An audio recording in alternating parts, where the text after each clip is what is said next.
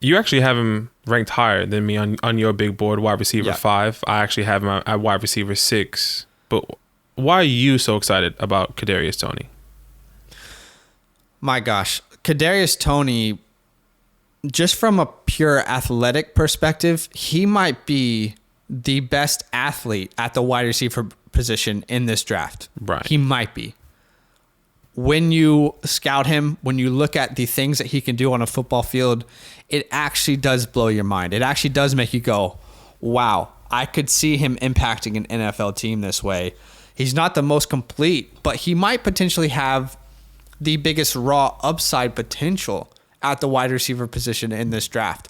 I'm not saying he's the most complete wide receiver, but from an upside perspective, he might have the highest upside. He has a pretty decent body for a wide receiver in the NFL. 6 foot, just at 6 foot. Some reports say 6, some say 5'11", right? Some say 6'1".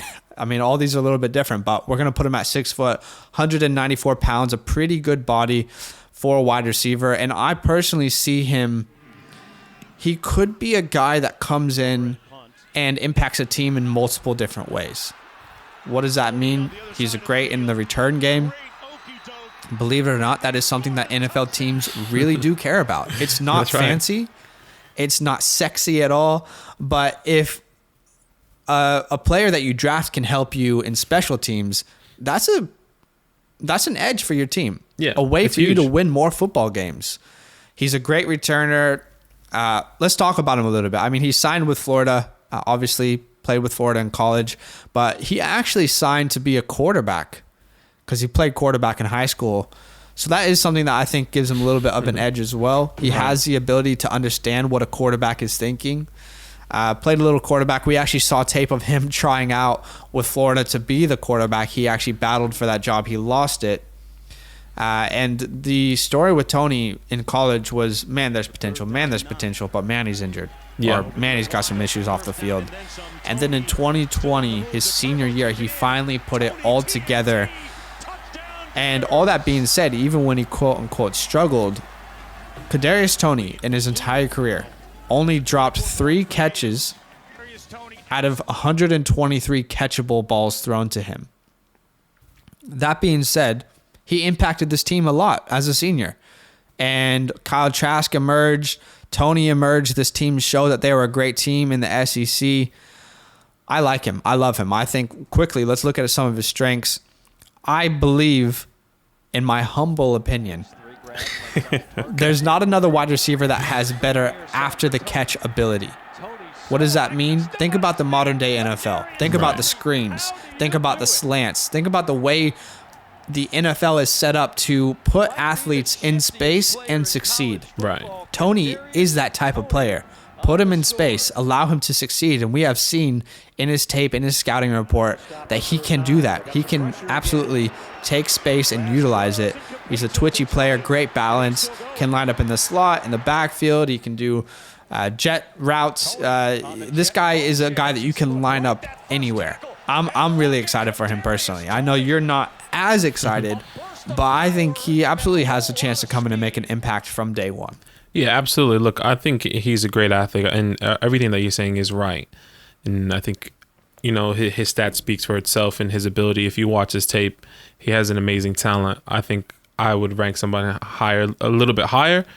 But look, I think he's a good guy. I think he can come in and he's going to come into the league and he's going to make his dent in it. I think he's going to have an exceptional career in the NFL.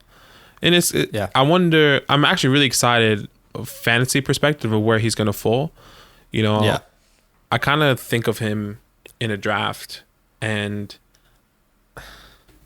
I was going to say he can be like, it sounds kind of contradicting myself, but early, late rounds, if that makes sense. What, 9, 10, is that early, late rounds? Would you consider that? You mean in fantasy? Yeah. Obviously, that really is determined on where he lands. If he lands with the Jets and the Jets still have Darnold, he's going to be a guy you can grab in the 15th round if you have 15 rounds. Right. But you're right. He can obviously make an impact. I see him as a player that if you give an offensive coordinator a guy like this, he's going to be a very happy man. How am I going to utilize this guy in my offense? Right. Obviously, there's parts of his games that need to improve. He has a bigger size, but a lot of people say he doesn't play that physical. He doesn't play up to his size. He could improve his route running. I missed some time with some injuries. And then lastly, there is some character concerns, some off-the-field issues he has experienced in his career. Which is we don't want to get massive. too in depth in that, but it is something to consider, right? We have seen off-the-field issues hurt players' careers. Absolutely. I think for Kadarius Toney is going to be how he interviews with all these teams, and how a lot of it is how he is as a player, but who he is as a man. And, like I said, we're not going to go into details of, those character concerns and what's happening on the off the field, but it is a big thing. I'm not a huge not supporter. Well, the way we have to think about it is how a GM would think about it. Every time a GM puts a player's name on a piece of paper and that player is drafted, that is an investment. Yeah. So think about it. I invest in stocks myself. If I am going to invest in a stock, I better damn well know what that stock is and why I'm investing in it, right? Yeah. That's how they look at players.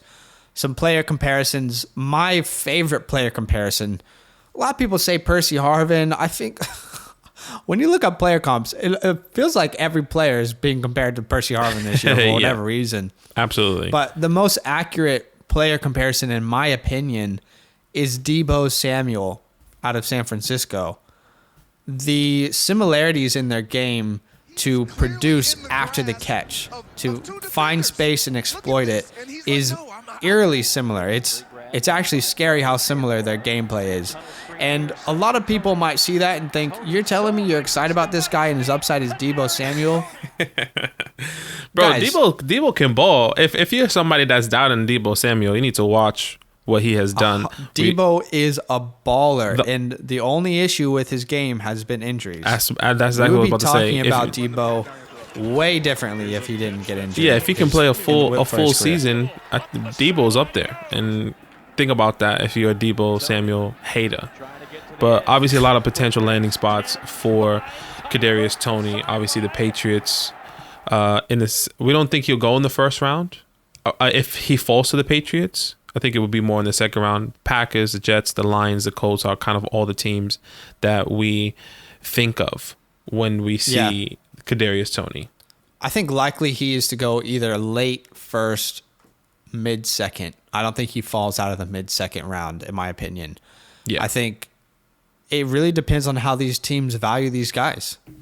If the Jets are like, we need a guy who can come in and impact, and they take Darnold or they take Wilson, maybe they take a chance on a guy like Toney, right? I mean, so yeah, you're right. I hear you. I think there's a chance he goes in the first. I really think there's a chance. He is that good of an athlete. Yo, what's good? Thanks for watching. Subscribe here to get the best of fantasy football. We got some more videos as well if you're feeling like it. And lastly, don't forget that you can support us and unlock exclusive content by signing up to our Patreon, patreon.com/fantasylandfam.